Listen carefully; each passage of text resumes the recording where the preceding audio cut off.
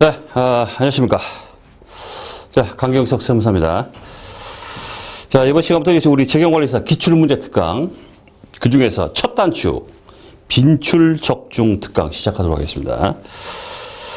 자, 이제 기출문제 특강, 긴 여정을 이제 저와 함께 하시게 됐는데, 제가 이제 이 회계 세법, 이 바닥에서 좀 방구 좀 낀다. 이렇게 좀 이름이 있습니다.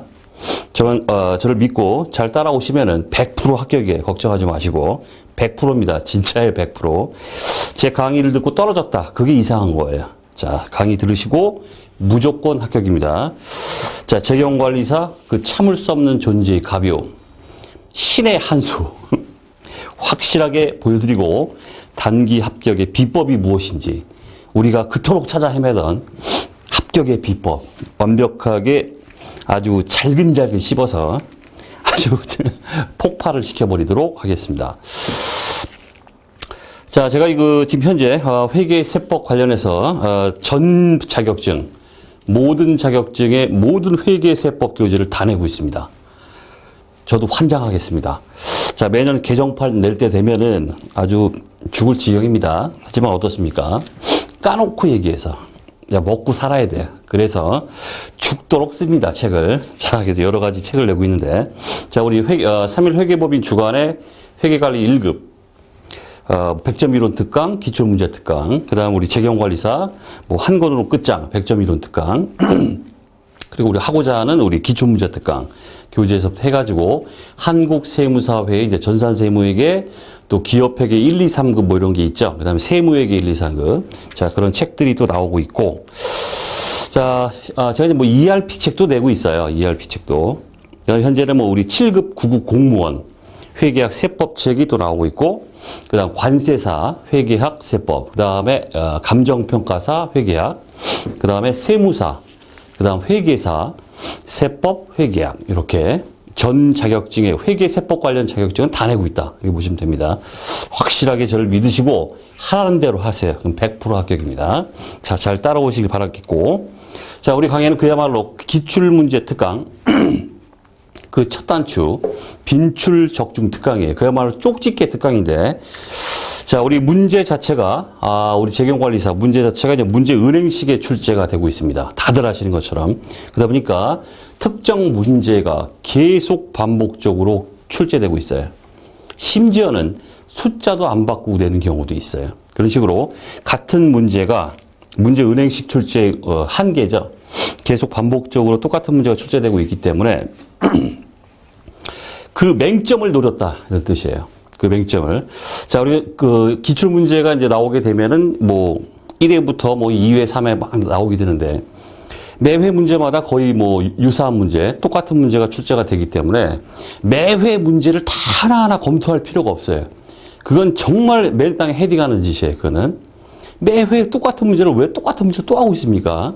그렇기 때문에 자주 나오는 문제, 핵심적인 문제, 그 다음에 똑같은 문제에다가 이제 최신 유형, 신유형 문제가 이렇게 추가돼서 출제가 되고 있기 때문에 새로 나온 신유형 문제, 그걸 딱 하고 또 우리 복원된 기출 문제들이죠. 한번 쫙 셀프 테스트로 자가점검 차원에서 과연 내가 합격을 할 수 있는가? 나의 위치는 지금 어디에 와 있는가? 그런 걸 갖다가 해보면서 이제 테스트 용으로 기출 문제를 한번 실전용으로 한번 풀어보시고 그러면 기출 문제 끝입니다. 자, 먼저 우리가 하고자 하는 이제 빈출 적중 특강. 기출 문제가 반복적으로 출제되고 있는데 계속 나오고 있는 문제만 추렸어요. 적중률 어마어마합니다. 어떤 분들은 그래요. 아무것도 안 하고 지금 현재 이제 하고자 하는 빈출 적중 특강만 하고도 합격하는 경우도 있어요. 어떤 분은 또 심지어 답을 암기해요. 그러나 제가 드리고 싶은 말씀은 우리는 재경관리사라는 사자가 들어가는 지금 시험을 공부하고 있습니다. 그럼 합격을 했으면은 그만한 자격이 있어야죠. 어디 갔는데 누가 툭 물어봤어요. 야, 너 재경관리사이 때문에? 야, 그럼 이거 잘 알겠다. 이거 어떻게 되는 거야? 회계나 세법에 대해서 깊숙한 건 아닐지라도 간단하게 물어봤는데, 모르겠는데, 그래요. 모르겠는데? 너 자격증 어떻게 땄냐? 나 답 암기해서 땄어. 아무 쓰잘데기 없는 자격증이 됩니다. 그 껍데기예요. 그런 짓거리를 왜 합니까? 공부 제대로 하시고 회계세법에 대한 전반적인 관리자 측면에서의 그 어떤 기본 지식 확실하게 하고 실무에 나가시라는 뜻이에요. 따려면 제대로 따라. 다만 우리가 속전속결로 끝내야 되기 때문에 우리 지금 기출문제 특강을 하고 있는 겁니다. 자, 그렇게 이해를 해주시고. 자, 문제가 출제가 되면 이제 어떤 경우에는 똑같은 문제가 이제 계속 출제가 되는데 신유형 문제 뭐 앞으로 우리가 다 다룰 겁니다. 신유형 문제, 즉 2단 엽차기, 3단 엽차기 이렇게 들어가는 것들이 있습니다. 어쩔 수 없죠. 맨날 똑같은 건 낼 수만 없기 때문에 신유형, 2단 엽차기, 3단 엽차기 어떤 경우에는 회계사 세무사용, 어려운 4단 엽차기 문제 이런 것도 엿먹어라 그러고 내는 경우도 있어요. 그런 건 어쩔 수 없겠죠. 어쨌든 자, 우리 강의는 우리 교재에 보시면 알겠지만 한 페이지에 딱딱합니다. 딱딱합니다. 자, 그래서 문제에 대한 메커니즘을 갖다 이해하고 이론 베이스를 깔아버리고 그래야만 조금 변형되거나 2단 엽차기 하더라도 풀 수 있게 이렇게 강의 구성이 되어 있습니다. 그래서 핵심 이론 강의까지 병행을 할 거니까 그렇다고 뭐 핵심 이론을 장황하게 전부 우리 기본 강의 하듯이 다 하겠다는 얘기는 아니고 시험에 빈출되고 있는 이 문제를 풀기 위한 기초 베이스, 기본 베이스 이론이 어떤 것인가. 또 그걸 알게 되면은 빈출 문제 이외에 2단 엽차기 된 문제가 나왔을 때도 이론 베이스가 있기 때문에 풀 수 있습니다. 그렇기 때문에 신유형 문제도 맞출 수 있어요. 이 강의를 통해서. 자, 그렇게 해 주시고. 자, 교재를 보세요. 우리 구성을 보시면은 자, 교재 구성을 보시면은 첫 번째 한 페이지 다 끊어가는데 구성 자체가 이제 빈출 문제가 먼저 제시가 됩니다. 빈출 적중 문제, 빈출 엄선 문제입니다. 자, 이 빈출 문제로 끝나는 게 아니죠. 우리 교재 보세요. 밑에 보면은 요거 이제 해설이 딸리고 플러스 핵심 이론이 들어가요. 이 핵심 이론 강의 다 강의드립니다. 친절한 경석시 이렇게 얘기하고 싶습니다. 핵심 이론이 들어가고 요거에 대한 이론을 폭파시켜 드릴 거예요. 강의를 통해서 드릴 거고 요걸로 끝나느냐? 아쉽죠? 자, 그래서 요거에 대해서 관련 기출 문제가 또 들어가요. 관련 기출 문제. 빈출 문제가 있고 관련 기출 문제가 있고 이건 다른 겁니까? 달라요. 하지만 빈출과 이 핵심 이론이죠. 여기에 관련되어 있는 기출 문제다 이런 뜻입니다. 자, 그럼 선생님 관련 기출 문제는 안 봐도 됩니까? 절대 안 됩니다. 관련 기출 문제는 우리 빈출로 제시된 기출 문제와 중요성 측면에서는 똑같아요. 동등한 위치를 가지고 있습니다. 완벽하게 전부 소화를 시켜 주셔야 되고, 그러니까 플러스 말장난 해가지고 들어가고 있어요. 말장난. 자, 이 말장난은 우리 객관식 야부리 문제죠. 야부리 문제를 쫙 펼쳐보시면 다음 중 틀린 것은 하고 나옵니다. 1번, 2번, 3번, 4번. 4번이 틀렸어요. 틀렸죠? 그 틀린 문구들입니다. 기출 문제. 틀린 그 문구를 옮겨놨습니다. 그리고 이걸 끝나는 게 아니라 그 문구가 왜 틀렸는지를 또 제시해놨어요. 다 폭발을 시켜야 됩니다. 자, 다만 이 말장난은 빈출, 핵심 이론 관련 기출을 하시게 되면은 이 말장난은 아무것도 아니에요. 한번 훑고 넘어가시면 돼요. 아, 이래서 틀렸구나. 훑고 넘어가시면 됩니다. 그렇기 때문에 제가 추가 설명이 필요한 특정한 사항은 강의를 드리는데 추가 설명이 필요 없는 예를 통해서 끝나버릴 수 있는 아무것도 아닌 거 넘어갑니다. 따라서 추가 설명이 필요한 것만 언급할 거예요. 따라서 말장난 요거는 대부분 여러분들이 스스로 검토를 해 주십시오. 다 기출 문구들입니다. 틀린 것을 했을 때 그겁니다. 중요해요. 자, 이렇게 해서 한 페이지에 구성이 돼 있고 모든 빈출 논제별로 쫙 돼 있어요. 국내 최초입니다. 깜짝 놀래요. 어떤 분이 예술작품이라고 해요. 이걸 보고. 반드시 합격을 보장합니다. 진짜입니다. 믿어주세요. 자, 그래서 우리 강의 그 구성 자체, 페이지의 그 교재 구성은 자, 이런 식으로 되어 있다. 자, 말씀드리고. 그 다음. 뭐라 그럴까요? 우리 마음가짐 해볼까요? 자, 제가 좀 잔소리가 좀 많은 편인데 두 가지만 딱 언급을 간단하게 하겠습니다. 자, 우리는 사자 들어가는 지금 자격증을 따려고 지금 앉아 있어요. 단기간에, 그것도 단기간에 이 합격증을 거머쥐어야 됩니다.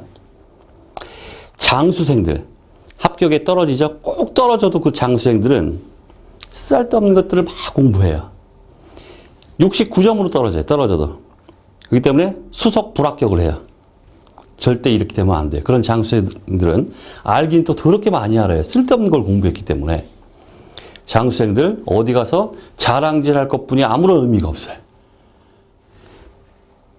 단기간에 합격증을 거머쥐고 우리 그 유절 서스펙트라는 영화가 있죠.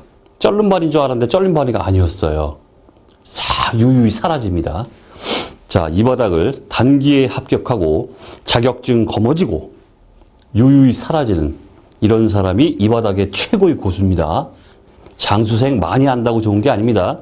합격증은 합격증으로 말해주는, 자격증은 합격증으로 말해주는 거예요. 자, 이렇게 해서 어떠한 마음을 가져야 될까? 첫 번째 제가 생각해 본 거는, 자, 제가 항상 강조하는 겁니다, 이게. 강의에서 항상 강조합니다. 간절함을 좀 가져달라. 간절함이 없이는 어떤 것도 될 수가 없습니다. 간절함이 있다. 따고 싶다. 저건 내 거다. 한 명을 뽑더라도 그게 나다. 간절함. 따야겠다. 이런 간절함이 있으면은 공부하는 자세가 180도가 확 달라져요. 사람이. 여러분들 마음속에 스스로 한번 생각을 해보세요. 야, 나는 지금 재경관리사를 따고 싶은 어떤 간절함이 있나? 정말 내 마음속에 내가 뭐 취미생활을 하고 있나? 간절함이 있나? 여러 가지로 한번 생각을 마음에 손을 얹고 한번 생각을 해보십시오. 간절함이 있어야 됩니다. 간절함이 없다. 취미생활을 하고 있다. 그러면 빨리 이 바닥 뜨세요. 자, 첫 시간에 이 바닥 뜨라고 하니까 좀 뭐하긴 한데, 여기에 투입되는 경제적인 요소, 사람의 이 정신적 스트레스, 이 모든 거, 그걸 왜 하고 있습니까, 그걸? 취미생활 하고 있다? 빨리 뜨세요. 너무 지금 모든 걸 지금 희생당하고 있어요, 우리가. 그러지 마십시오. 그 모든 정력을 딴 데 쏟으면 더 큰일 할 수 있어요. 나 가슴에 손을 얹고, 정말 내가, 이거, 진정성을 가지고, 간절함을 가지고 내가 공부를 하고 있는가? 아니면 남들 공부하니까 뭐 무의도식하기도 뭐하고 책 펴놓고서 취미생활 하듯이 공부하고 있는가? 마음에 손을 얹고 딱 판단을 하셔가지고 취미생활인 것 같아. 빨리 접으세요. 이 바닥 뜨세요. 그래야 여러분들 주위에 있는 사람도 편해지고 본인도 편해지고 딴 데 가서 딴 일 하십시오. 첫 시간에 이렇게 말하기는 좀 그렇지만은 진짜입니다. 마음에 손을 얹고 결정을 하십시오. 다만 간절해. 이 정도는 안 됩니다. 자, 저는 이 간절함에 100승이라고 얘기를 해요. 간절함에 100제곱은 돼야 됩니다. 100제곱. 자, 우리가 이 간절함의 크기, 이거에 의해서 내가 에이스가 되느냐, 잔챙이로 남고 끝나버리는가. 에이스냐, 잔챙이냐, 이 차이는 바로 마음속에 여러분들의 간절함의 차이에서 나타나요. 간절함의 100제곱은 가지고 재경관에서 공부에 덤벼야 됩니다. 다음 두 번째. 절대 포기하지 마십시오. 자, 하이 리스크, 하이 리턴 이런 말이 있어요. 위험이 큰 만큼 돌아오는 보상이 크다. 이런 뜻입니다. 반대로 말하면 위험이 적으면 돌아오는 보상이 다 찌질해요. 재미가 없어요. 자, 여러분들이 지금 어떤 자격증이나 뭐나 공부를 하기 위해서 뭔가 덤벼들었어요. 이 자체는 여러분들이 나는 위험을 각오하겠다라고 마음을 먹은 거예요. 그 마음, 먹었으면은 반드시 그거는 달콤한 열매가 돼서 돌아와야 돼요, 반드시. 공부만 끄적끄적하고 돈 들이고 여기저기 왔다 갔다 거리고 정신적 스트레스 다 쏟아붓고 아무것도 못하고 찌질하게 이 바닥 떴다. 그거만큼 불행한 게 없습니다. 절대 포기하지 마십시오. 이 재경관리사 시험은 절대 포기할 시험이 아니에요. 무조건 돼요. 포기만 안 하면. 자, 따라서 포기는 누구나 쓰는 말이다. 그런 말 하는데 아파트에 트럭 몰고서 배추 싣고 다니는 사람들 있죠. 이 배추 장사나 쓰는 게 포기예요. 한 포기, 두 포기. 자, 우리에겐 포기란 없다. 포기만 안 하면 합격이에요. 포기하지 마십시오. 자, 간단하게 좀 말씀드렸고, 본격적으로 우리 그 교재로 한번 들어가 보겠습니다. 자, 제일 먼저 나오는 거, 재무회계와 관리회계 비교 이렇게 나오고 있습니다. 비교. 자, 시험장 들어가서 시험지 딱 받자마자 1번 문제 이게 보일 겁니다. 재무회계와 관리회계 비교. 진짜입니다. 믿어주세요. 자, 먼저 밑에 핵심 이론을 먼저 보겠습니다. 자, 재무회계, 관리회계 비교가 되어 있습니다. 첫 번째 목적을 보시면 뭐 당연히 재무회계는 외부 보고가 목적이다. 하지만 관리회계는 내부 보고, 즉 의사결정 정보를 제공한다. 자, 예를 들어서 하이브리드 자동차 시장에 내가 어떤 회사가 있는데 하이브리드 뭐 잘 나간대 뭐 해가지고 하이브리드 자동차 시장에 내가 침투를 할 것인가, 진출을 할 것인가 말 것인가 쫄따구들한테 딱 시키죠. 야, 나가서 시장 조사해봐. 이게 어떤 수익성이 있는 건지, 우리가 이 시장에 침투를 하게 되면 잘 팔아먹을 수 있는지, 매출액이 얼마나 될지 한번 시장 조사해봐. 그랬더니 보고서를 막 작성하죠. 회장님, 쫄따구가 이제 그래요. 한글 엑셀로 멋지게 막 작성해가지고 회장님 진출하십시오. 요거 쩐이 좀 됩니다. 쇠가 좀 들어올 것 같아요. 그런 거예요. 자, 이런 것들 내부 보고가 바로 관리회계의 목적이다. 이런 거고, 재무회계는 우리 증권시장이나 한국거래소 이런 쪽에 이제 회사의 수익성이나 재무 상태, 경영 성과 이런 것들에 대해서 재무상태표나 포괄손익계산서가 이제 공시가 되죠. 자, 그런 목적이다. 뭐 기초적인 내용이고. 자, 그러다 보니까 회계 정보 이용자는 당연히 재무회계는 뭐 주주, 채권자 등의 그 외부 이해관계자 포인트죠 이게. 그다음 관리회계는 말씀드렸던 경영자 같은 회장님, 이런 내부 이해관계자가 이제 회계정보 이용자다. 그다음 보고 서류. 자, 재무상태표나 이제 포괄손익계산서 외부에 공시하고 이렇게 되기 때문에 우리 이제 기업회계 기준 KIFRS나 뭐 중소기업은 일반 기업 회계 기준 이런 거에 의한 재무제표를 이제 보고합니다. 재무제표로. 자, 하지만 말씀드렸듯이 아까 회장님한테 진출하십시오라고 한글이나 엑셀로 멋지게 작성해서 보고한다고 그랬습니다. 이게 무슨 기업회계 기준이 합니까? 아무것도 없죠? 그러니까 이용 목적에 따라 작성된 그냥 보고서예요. 보고서. 뭐 회장님이 까막눈 아닌 이상은 한글 모르지 않는 이상 딱 받아보고 멋지게 작성해 올리면 돼요. 자, 보고서다. 그 다음 작성 기준. 자, 당연히 이제 회계 기준에 의해서 이제 지배를 받게 되고, 그러다 보니까 재무제표라는 어떤 일정 양식이 있어야 됩니다. 따라서 외부에 우리가 공시를 하게 돼 있죠. 그러다 보니까 법적 강제력이 있습니다. 회계 기준에 지배를 받습니다. 자, 하지만 관리회계 다 나왔죠. 기준이 없어요. 한글 엑셀로 멋지게 작성하면 돼요. 아무런 기준이 없습니다. 따라서 일정한 양식도 없겠죠. 당연히 네 마음대로입니다. 회장님이 까막눈 아닌 이상 멋지게 작성해서 올리면 돼요. 보고서. 자, 따라서 법적 강제력도 없다. 자, 지당한 말씀들이 나오고 있어요. 이게 한 문제로 나온다는 뜻입니다. 그 다음 참고로 말씀드릴 거, 정보의 성격에 대한 얘기입니다.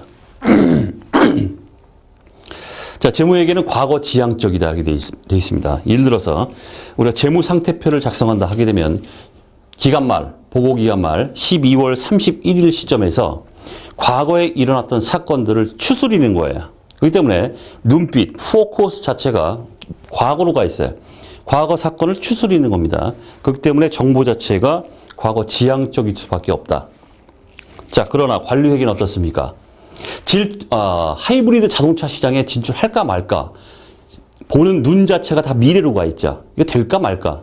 미래지향적이다 이런 말을 해요. 정보의 성격을. 여기까지입니다. 여기까지. 어렵지 않죠? 조선말 그냥 멋지게 해놨어요. 아무것도 상식적으로 다 해결되잖아요. 됐죠? 자, 이게 한 문제로 나와요. 자, 보겠습니다. 위로 올라갑니다. 시험지 받자마자 나오는 1번 문제. 자, 다음은 재무회계와 관리회계를 비교한 것이다. 빈칸에 들어갈 내용으로 가장 타당한 것은, 자, 주된 목적, 뭐 의사결정에 유용한 정보의 제공이다. 외부 보고. 관리회계, 경영자의 관리적 의사결정, 유용한 정보 제공, 내부 보고. 맞는 말이고, 맞는 말이 아니라 그렇다는 거고. 그 다음 보고 대상은 뭐겠습니까? 재무회계는 다 나왔죠? 외부 이해관계자. 하지만 관리회계는 내부 이용자. 끝. 그 다음 보고 양식. 당연히 재무제표. 일정한 양식이 있어야겠죠. 관리회계 뭐다? 없죠. 일정한 양식이 없어요. 답은 4번이다. 자, 이런 문제 틀리면 맞출 문제 없습니다. 이런 문제 틀리면 뭐다? 맨 땅에 헤딩해야 돼요. 무조건 맞히는 거야, 이거는. 자, 밑에 이제 말장난 하나 보겠습니다. 쭉 내려가서 보시면은 거기에 자, 주주와 채권자는 재무 정보를 필요로 하지만 종업원의 경우는 해당되지 않는다. 틀렸습니다. 왜 틀렸을까요? 종업원도 바로 재무 정보 이용자에 포함이 됩니다. 왜 그래요? 일반적으로 우리가 왜 그렇다고 얘기합니까? 종업원은 항상 급여 인상 이런 거에 관심이 많아요. 그러면은 회사의 꼬라지가 어느 정도인지 알고서 급여 인상 요구를 해야겠죠. 회사가 지금 포괄 손익계산서 보니까 적자 나가지고 바닥치고 있는데 거기다 대고서 급여 올려달라고 그러면 이게 통합니까?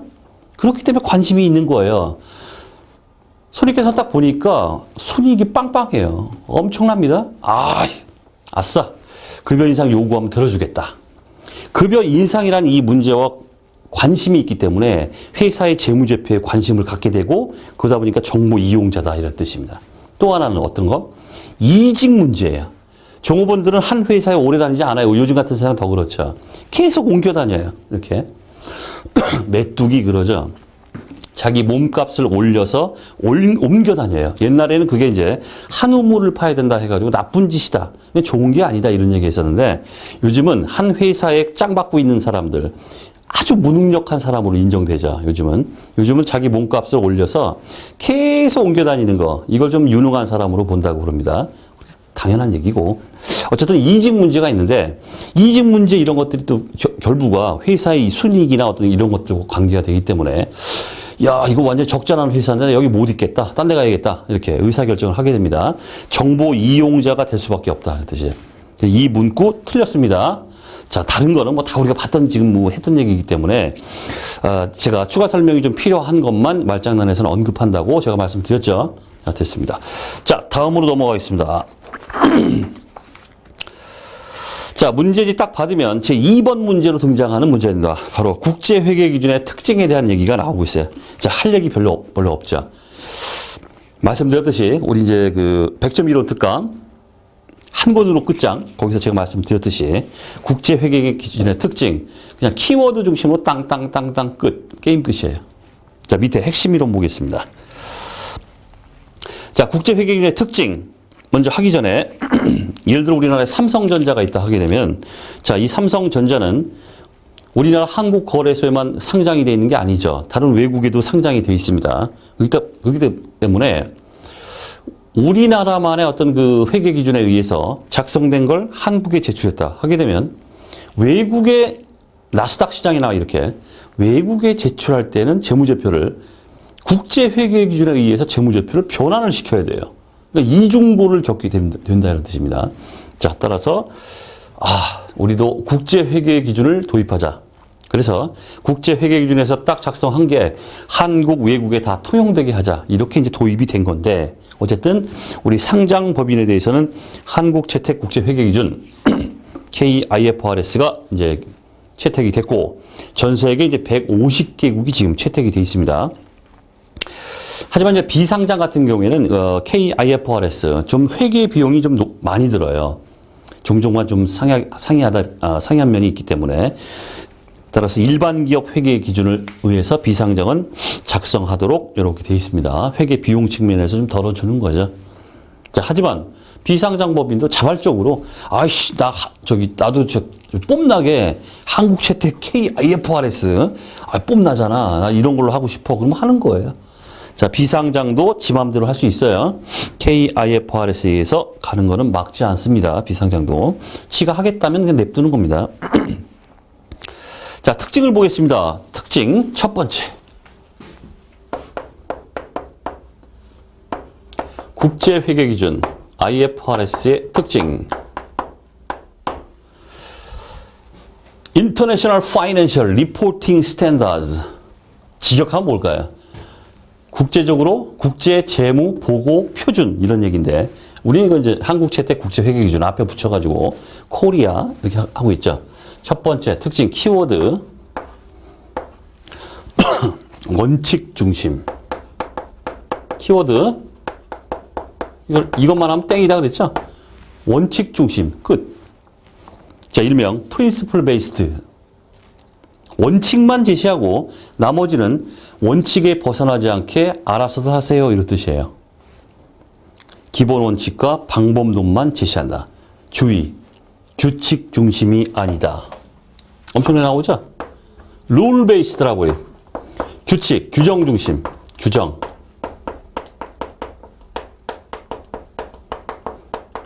땡. 객관식, 땡입니다. 우리 옛날엔 이랬죠? 까라면 까, 하라는 대로 해. 하지만 지금은 원칙 중심이기 때문에 원칙만 정해놓고 네 마음대로 해. 재량을 부여합니다. 근데 옛날 같은 경우에는 까라면 까, 하라는 대로만 딱 하면 됐기 때문에 그게 더 쉬웠다 이런 뜻이에요. 지금은 원칙만 제시하고 재량을 부여하기 때문에 우리 한국 사람들도 그거 못하잖아요. 지금 잘. 재량으로 막 하라는 대로 딱 시키는 건 잘하는데 그런 사람들이 있죠.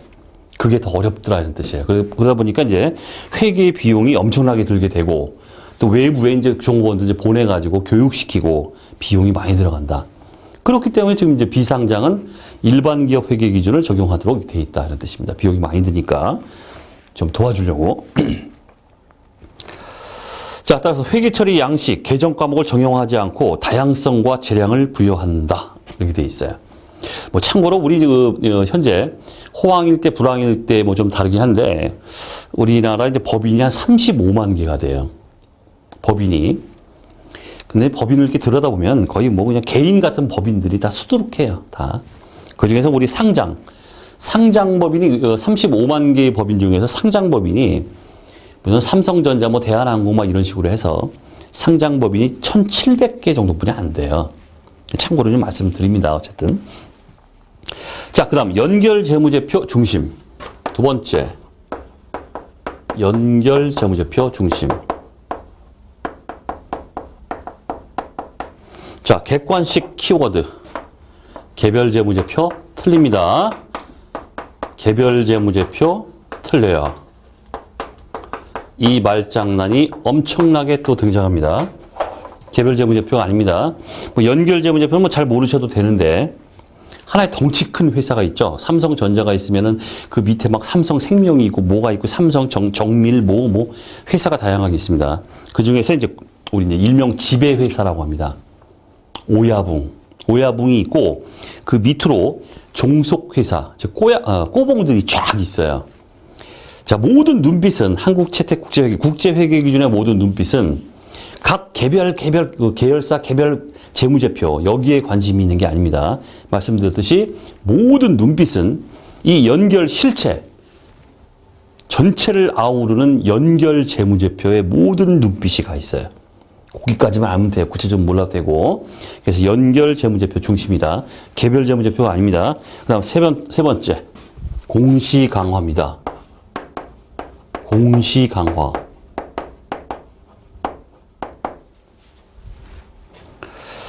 자, 공시. 재무제표를 다 작성했습니다. 그럼 맨 마지막에 추석을 달아야 돼요. 추석. 별지에다가 실무자들이 미쳐버린다 이런 뜻이에요. 이 주석을 통해서 요구하는 것들이 너무나 많기 때문에 이게 바로 공시 강화예요. 공시 강화는 추석을 통한 많은 공시 항목을 요구한다. 따라서 실무자들이 미쳐버린다. 재무제표를 다 작성하고 난 후에 주석사항으로 규정된 것들이 어떤 게 있는지 일일이 찾아서 다 추석에 기록을 해야 돼요. 어쨌든 자, 그렇게 추가적인 설명을 너무나 많이 요구하고 있다. 네 번째. 바로 공정가치입니다.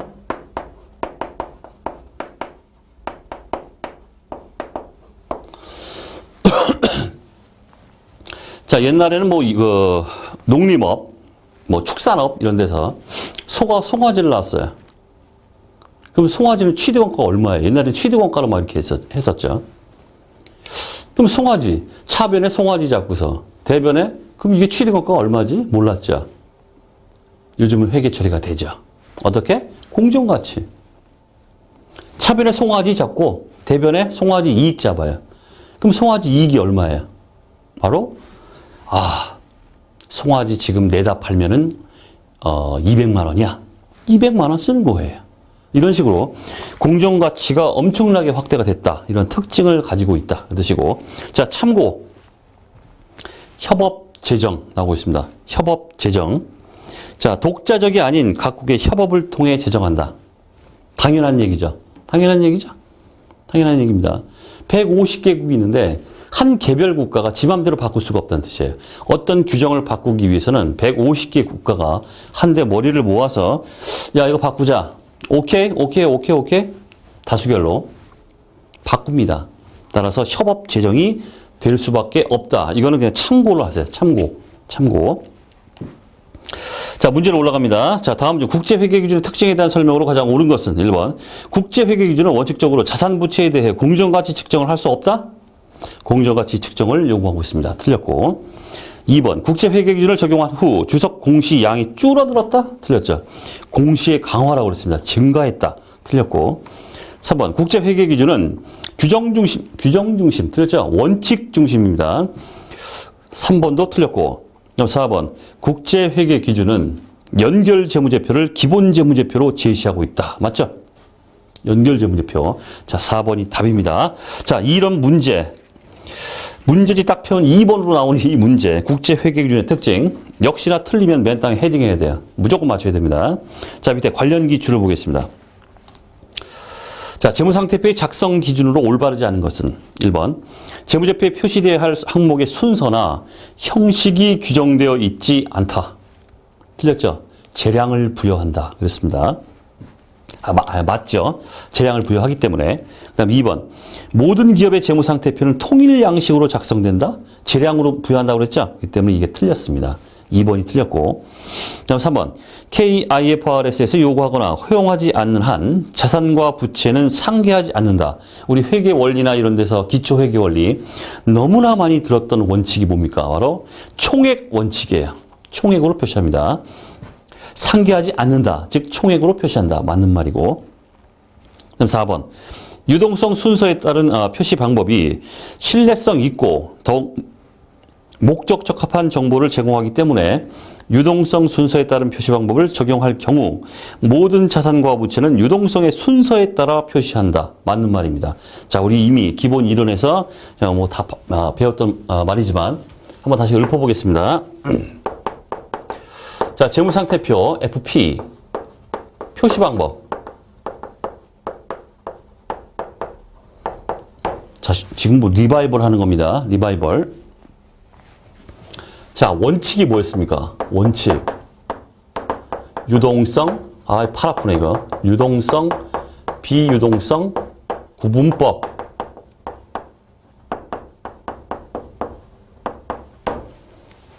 예외적으로, 지금 나오고 있는 것처럼, 뭐, 신뢰성 있고 목적 적합하다. 그런 경우에는 예외적으로, 일명 유동성 배열법, 그러자.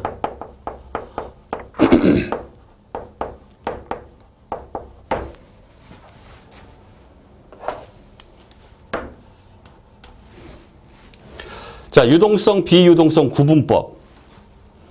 구분만 하면 끝이에요. 유동, 비유동을 구분만 하면 돼요. 따라서 유동자산, 유동 뭐 쭉 나가자. 쫙 배열하고 그 다음 비유동 딱 합니다. 배열합니다.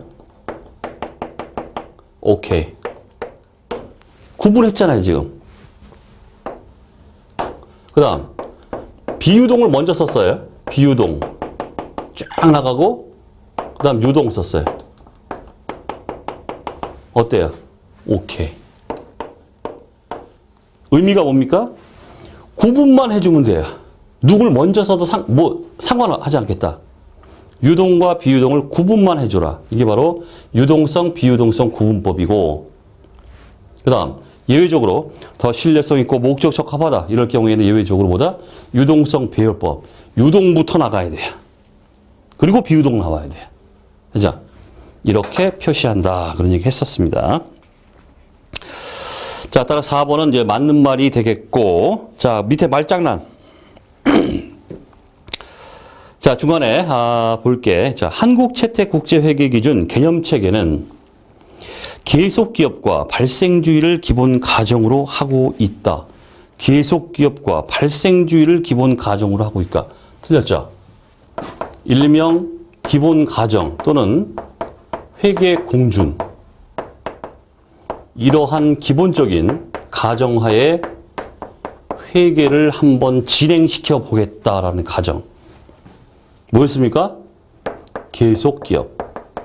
엄청나게 강조를 했던 부분이에요. 이론 시간에. 제가 MVP, 무조건 시험에 나온다. MVP.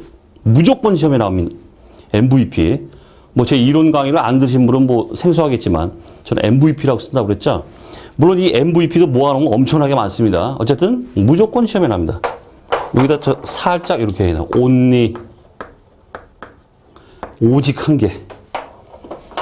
현행 KIFRS의 기본 가정은 오직 한 개. 옛날처럼 뭐 발생주인이 뭐 이런 거 없습니다. 계속기업 오직 하나. MVP. 참고로 우리 일반 기업 회계 기준에서는 어떻습니까? 기업 실체, 그다음 뭐 계속기업, 그다음 기간별 보고 뭐 이런 것들이 있죠. 하지만 KIFRS는 오직 하나. 계속기업입니다. 자, 따라서 틀린 말이 되겠고. 자, 또 하나 보죠, 밑에. 자, 개념체계와 KIFRS가 상충되는 경우에는, 자, 중요한 얘기 또 나왔죠, MVP가. 개념체계와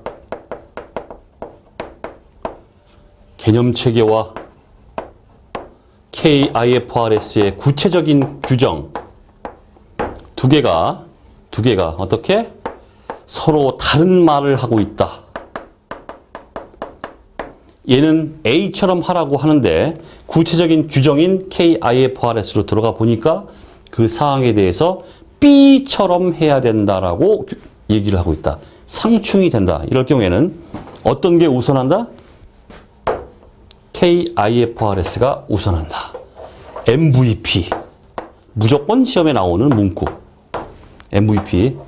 자, 이론 시간에 다 했던 얘기입니다. 자, 따라서 자, 개념체계가 KIFRS가 상충되는 경우에는 개념체계가 KIFRS보다 우선한다. 틀렸죠? 개념체계가 우선하는 게 아니라 상충되는 경우에는 한국채택국제회계기준 KIFRS가 개념체계보다 우선한다. 이런 뜻이에요.